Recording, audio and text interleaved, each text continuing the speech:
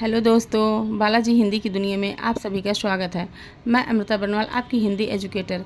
हिंदी व्याकरण में हम इस समय संधि का टॉपिक पढ़ रहे हैं। संधि पर एक क्लास हो चुका है और आज ये संधि पर दूसरा क्लास है। दूसरे क्लास में आज हम स्वर संधि को कंप्लीट करेंगे। स्वर संधि में हमने गुण संधि की परिभाषा तक पढ़ लिया था। एक बार संधि की क्लास को फिर से रिपीट करते हुए हम आगे स्वर संधि को आज कंप्लीट करेंगे। तो चलिए शुरू करते हैं आज की क्लास। और आप सभी लोग हमें कमेंट में ज़रूर से बताइएगा कि संधि की ये क्लास आप सभी को कैसी लगी, आप इससे कितने लाभान्वित हुए। चलिए हम क्लास को शुरू करते हैं। संधि वर्णों के मिलने से जो विकार उत्पन्न होता है, विकार का तात्पर्य है परिवर्तन, उसे हम संधि कहते हैं। अर्थात जब दो वर्ण आपस में मिलते हैं तो जो तीसरा नया वर्ण बनता है उसी को हम संधि कहते हैं। संधि शब्द का अर्थ है मेल। जैसे विद्या धन आलय बराबर होगा विद्यालय। यहाँ हम ये देख पा रहे हैं कि ये जो आलय आलय का आ है, ये जब इधर आया तो ये मात्रा के रूप में परिवर्तित हो गया है। धनुः धन टंकार बराबर धनुष टंकार। ये जो विसर्ग है धनुः का जो विसर्ग है ये इधर आकर के खट्टी शा में परिवर्तित हो गया है। उपर्युक्त उदाहरण में आ प्लस आ बराबर आ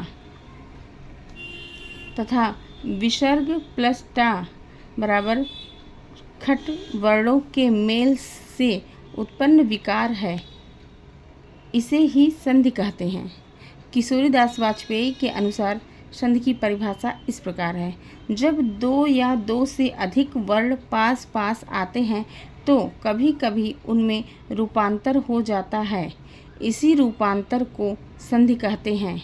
आजकल आप पा रहे हैं कि जैसे एलटी मेंस की क्लास हुई या जो EMRS मेंस का एग्ज़ाम हुआ, इन सभी में छोटी छोटी परिभाषाएं पूछी जा रही हैं। तो संधि की किशोरीदास वाजपेयी की बहुत ही महत्वपूर्ण परिभाषा है, इसे आप ज़रूर से नोट डाउन करिएगा और याद करिएगा। संधि और संयोग में अंतर। संधि और संयोग में सबसे बड़ा अंतर यही है कि संयोग के अक्षर जैसे के तैसे रहते हैं, परंतु संधि में उच्चारण के नियमानुसार दो अक्षरों के मेल में उनकी जगह कोई भिन्न अक्षर हो जाता है। संक्षेप में संयोग में वर्णों का मेल होता है पर उसमें परिवर्तन नहीं होता, किंतु संधि के कारण वर्णों में परिवर्तन हो जाता है। आप समझ पा रहे हैं कि हम क्या कहना चाहते हैं। हम ये कहना चाह रहे हैं कि संयोग में कोई भी परिवर्तन नहीं होता। दो वर्ण जब मिलता है तो उसके मिलने से जो तीसरा नया वर्ण बनता है वो ज्यों का त्यों लिखा जाता है, लेकिन संधि में जो तीसरा शब्द बनता है दो शब्दों के मिलने से, वो जो है उसका रूप परिवर्तित होता है। जैसे संयोग में आप देख पा रहे हैं मधुर धनता बराबर मधुरता, इसमें देख पा रहे हैं कि कोई भी परिवर्तन नहीं है तीसरे शब्द में। लेकिन वहीं संधि में शिव धन आलय बराबर शिवालय, यहाँ आलय का जो आ है वो यहाँ नए शब्द में जाके मात्रा के रूप में परिवर्तित हो गया आ की, और शिवालय शब्द बन गया। सज्जन धनता सज्जनता, आग्नेय धन अस्त्र आग्नेयास्त्र, व्यक्ति धन त्वा व्यक्तित्व, काम धन अरि कामारी, कामारी भगवान शंकर को कहते हैं।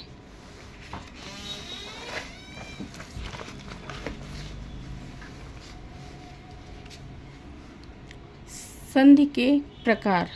संधि तीन प्रकार की होती हैं: स्वर संधि, व्यंजन संधि और विसर्ग संधि। नंबर 1 स्वर संधि।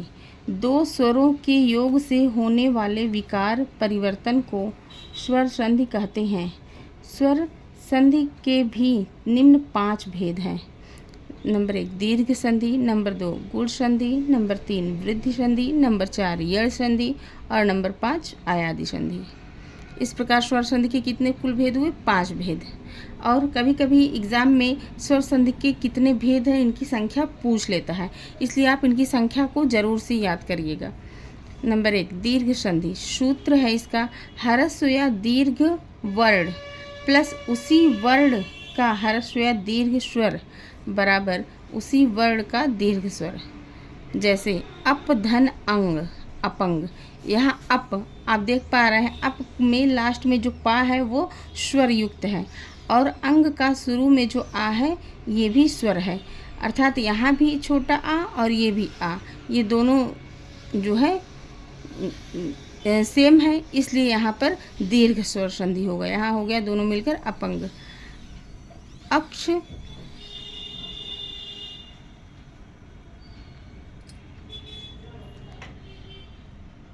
अक्ष धन अंश, अक्षांश। इसमें भी हम देख पा रहे हैं कि अक्ष में छा में भी आ है और अंश का पहला वर्ण भी आ है, ये दोनों मिलकर यहाँ पर बन गया अक्षांश, दीर्घ हो गया। प्रति धन इत बराबर प्रतीत। प्रति में भी छोटी ई है और इत में शुरू में भी छोटी ई है, ये दोनों छोटी ई मिलकर यहाँ पर बड़ी ई हो गई, यानी दीर्घ हो गया प्रतीत। गुरु धन उपदेश। गुरु में भी देख पा रहे हैं हम, यहाँ पे रा में छोटा ऊ की मात्रा है और उपदेश का जो पहला वर्ण है वो भी छोटा ऊ है, ये दोनों छोटा ऊ मिलकर यहाँ पर बड़ा ऊ हो गया गुरु उपदेश। पितृ धन ऋण बराबर पितृण। अपर धन अहन बराबर अपराहन। आर्य धन आवर्त बराबर आर्यावर्त। परिधन इच्छा बराबर परीक्षा। धातु धन ऊष्मा बराबर धातु ऊष्मा। वधु धन उक्ति बराबर वधूक्ति। गुण संधि। ह्रस्व या दीर्घ आ का मेल यदि ह्रस्व या दीर्घ ई से हो तो ए हो जाता है, यदि ह्रस्व या दीर्घ ऊ से हो तो ओ हो जाता है तथा री से हो तो अर हो जाता है। इसे हम संक्षेप में सूत्र के माध्यम से समझ सकते हैं कि आ मतलब संधि में जो पहला अक्षर है उसमें आ होना चाहिए और जो दूसरा अक्षर है उसमें ई होना चाहिए, तो वो दोनों मिलकर के ए हो जाएंगे। यदि पहले शब्द में आ है और दूसरे शब्द में ऊ है शुरू में, तो वो दोनों मिलकर ओ हो जाएगा। यदि पहले आ है और बाद में री है तो वो दोनों मिलकर अर हो जाएगा। आइए उदाहरण के माध्यम से हम इसको समझते हैं।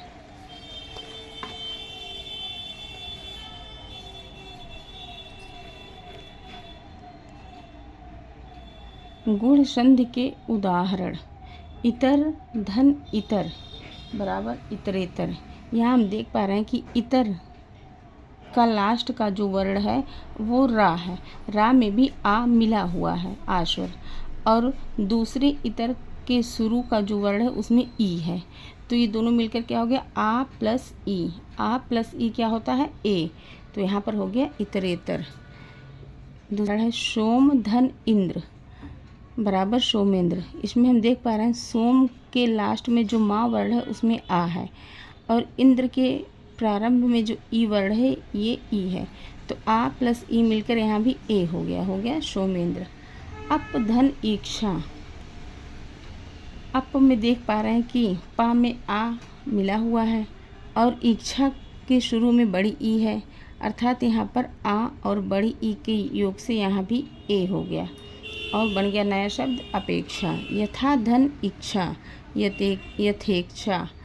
अन्य धन उदर।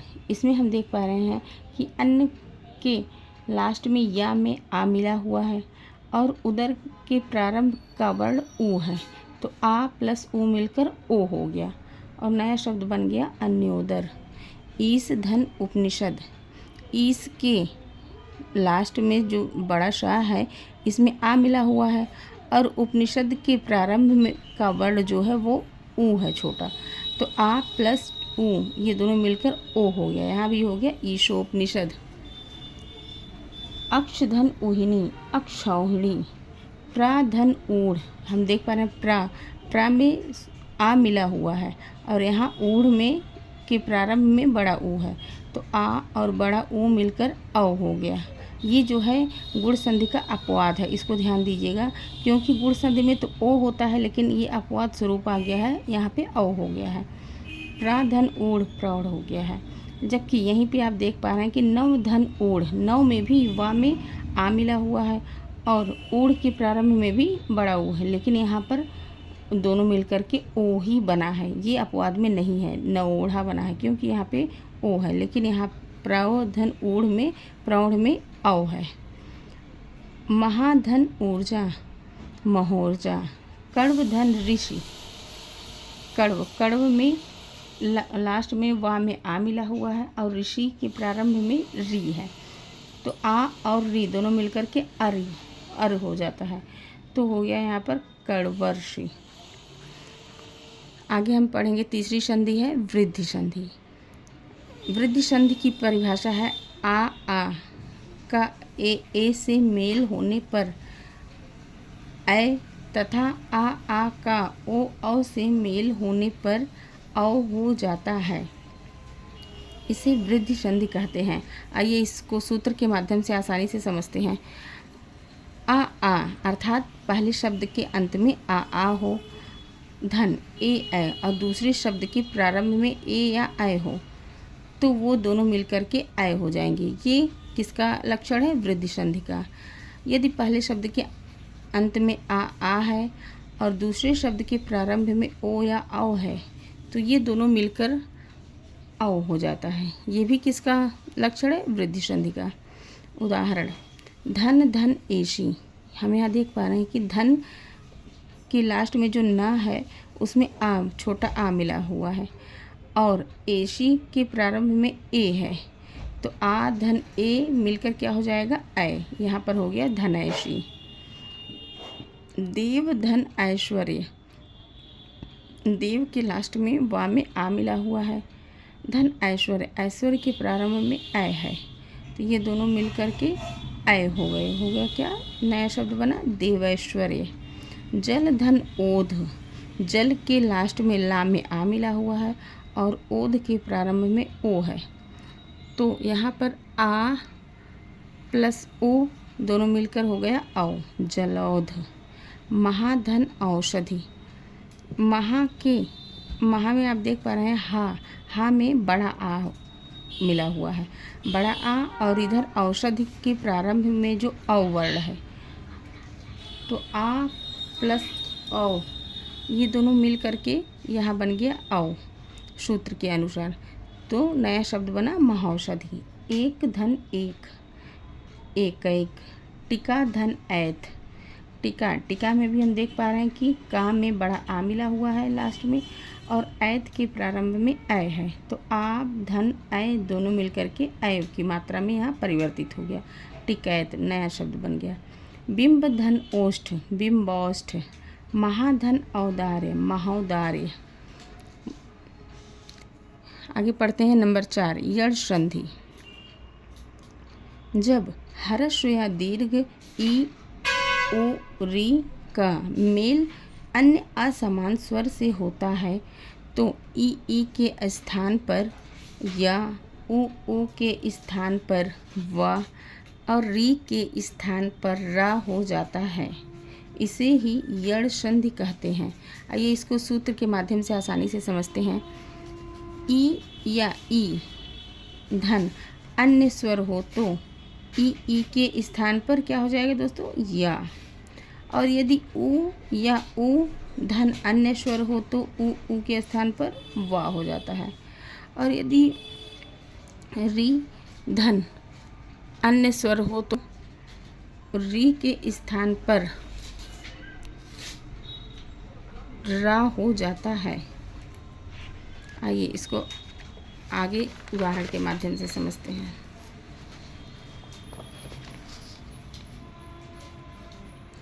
उदाहरण में आप देख पा रहे हैं कि अधिधन अक्ष बराबर है अध्यक्ष। अधि शब्द के लास्ट में धा में छोटी ई की मात्रा है और धन अक्ष मतलब अक्ष के प्रारंभ में छोटा आ है, तो छोटी ई और छोटा आ और ई से हमने क्या पढ़ा था, आ और ई और आ मिलकर के या बनता है, तो यहाँ हो गया अध्यक्ष। त्रिधन इसी प्रकार है, त्रिधन अम्बक।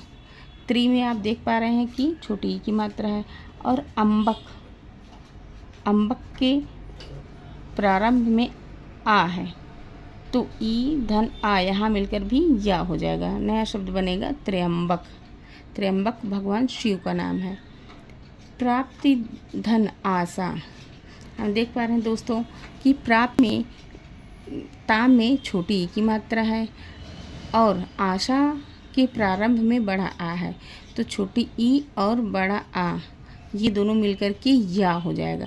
यहाँ पे ऊपर आप देखिए अम्बक में, दोस्तों माफ़ करिएगा लाइट का आज बहुत प्रॉब्लम हो रहा है, इसलिए वीडियो कहीं पे थोड़ा वैसा हो जा रहा है, हल्का हो जा रहा है, कहीं पे लाइट सही है, कहीं पे थोड़ा सा हल्का हो जा रहा है, इसके लिए वेरी सॉरी।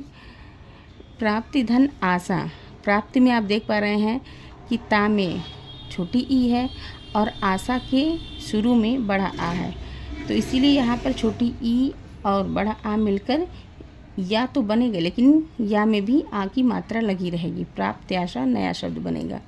नी धन ऊन, नी में ना में छोटी ई की मात्रा है और ऊन के प्रारंभ में बड़ा ऊ है, तो ना और आ और ऊ के स्थान पर वाह होता है, लेकिन यहाँ पे हम देख रहे हैं कि नी धन ऊन से बना यहाँ पे न्यून, या पर ऊ की मात्रा जुड़ गया है। अनुधन अय, अनु में आप देख पा रहे हैं दोस्तों कि यहाँ पे ना में छोटा ऊ की मात्रा है और अय के प्रारंभ में आ है, तो ऊ धन आ बराबर हमने सूत्र में पढ़ा था होता है वा, तो इस प्रकार नया शब्द बना अन्वय। पितृ धन अनुमति, पितृ के लास्ट में ता में री की मात्रा है और अनुमति के प्रारंभ में छोटा आ है, तो यहाँ री धन आ र, तो इस प्रकार नया शब्द बना पितृनुमति। अधिधन आदेश अध्यादेश, अतिधन उक्ति अत्युक्ति, प्रतिधन एक प्रत्येक, वधूधन इच्छा वधवीक्षा, दातृधन उदारता दातृदारता। आइए नंबर 5 पे हम आज पढ़ेंगे अयादि संधि। अयादि संधि की परिभाषा है ये, ए और ओ औ का मेल जब किसी भिन्न स्वर से होता है तो ए के स्थान पर अय के स्थान पर आय, ओ के स्थान पर अव तथा औ के स्थान पर आव हो जाता है, इसे ही अयादि संधि कहते हैं। आइए इसको सूत्र के माध्यम से आसानी से समझते हैं कि यदि शब्द के प्रारंभ के शब्द के अंत में ए या अय की मात्रा है और प्लस अन्य स्वर है, मतलब जो दूसरा शब्द हो उसमें ए या अय को छोड़कर कोई भी अन्य स्वर हो, तो वहाँ पर अगर ए है तो अय बनेगा, अय है तो आय बनेगा, नया शब्द। और यदि शब्द प्रारंभिक शब्द के अंत में ओ या औ है और प्लस उसके बाद ओ या औ को छोड़कर कोई दूसरा स्वर आए, तो ओ के स्थान पर औ तथा औ के स्थान पर आओ नया शब्द बनेगा। आइए इसको उदाहरण के माध्यम से समझते हैं। चे धन अन, चे में आप देख पा रहे हैं कि चे में ए की मात्रा है, चा में ए की मात्रा है और अन के प्रारंभ में आ है, तो ए प्लस अन्य स्वर यानी आ, ये दोनों मिलकर क्या बन जाएगा, ए और आ आय बनेगा, तो नया शब्द बन गया चयन। इसी प्रकार है विजय धन ई, विजय शब्द के लास्ट में जा में ए की मात्रा मिला हुआ है और दूसरे शब्द के स्थान पर ये वर्ड है ई, तो ए प्लस ई ये भी मिलकर आय ही बनेगा, लेकिन यहाँ पर ई की मात्रा है इसलिए लास्ट में ये ई की मात्रा लग जाएगी। तो विजय धन ई बराबर हो जाएगा विजयी। भो धन अन भवन।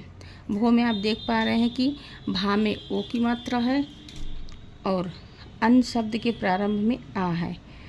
इस प्रकार ओ प्लस आ दोनों मिलकर ओ प्लस अन्य स्वर यानी आ दोनों मिलकर क्या बन जाएगा अब। तो नया शब्द बनेगा भवन। शो धन आ शव। गो धन ईश गवेश। नौ धन इक नाविक। भाव धन उक भावुक।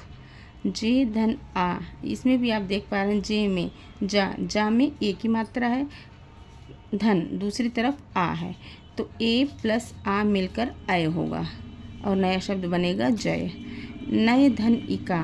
नए में आप देख पा रहे हैं अय की मात्रा है और इका शब्द के प्रारंभ में ई है, तो ए प्लस अय प्लस ई ये दोनों मिलकर नया शब्द बन जाएगा नायिका।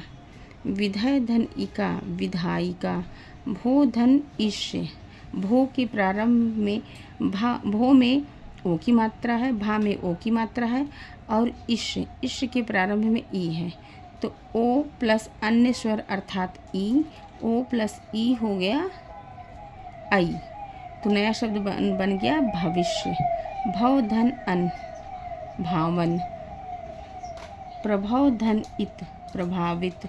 भव धन ई भव में आप देख पा रहे हैं भा में औ की मात्रा है और यहाँ उसके बाद जो है बड़ी ई है, तो औ धन अन्य स्वर अर्थात बड़ी ई, यहाँ पर बड़ी ई की मात्रा है इसलिए आवी। नया शब्द क्या बनेगा यहाँ पे आवी। आव तो है लेकिन बड़ी ई की मात्रा के कारण वा में ई की मात्रा लग गई है, इसलिए नया शब्द बना भावी। तो दोस्तों आज की संधि की क्लास में हमने स्वर संधि को कंप्लीट कर लिया। आगे हम नेक्स्ट क्लास में व्यंजन संधि पर चर्चा करेंगे। तो आपको मेरी ये स्वर संधि पर जो क्लास थी कैसी लगी कमेंट में ज़रूर से बताइएगा और मेरे चैनल को लाइक सब्सक्राइब और ज़्यादा से ज़्यादा शेयर ज़रूर करिएगा। इससे मुझे बल मिलता है, हौसला मिलता है आगे और अच्छे से आपके सामने टॉपिक को प्रस्तुत करने के लिए। इसी के साथ मैं अपनी वाणी को विराम देती हूँ। मिलते हैं नेक्स्ट क्लास में, तब तक के लिए धन्यवाद।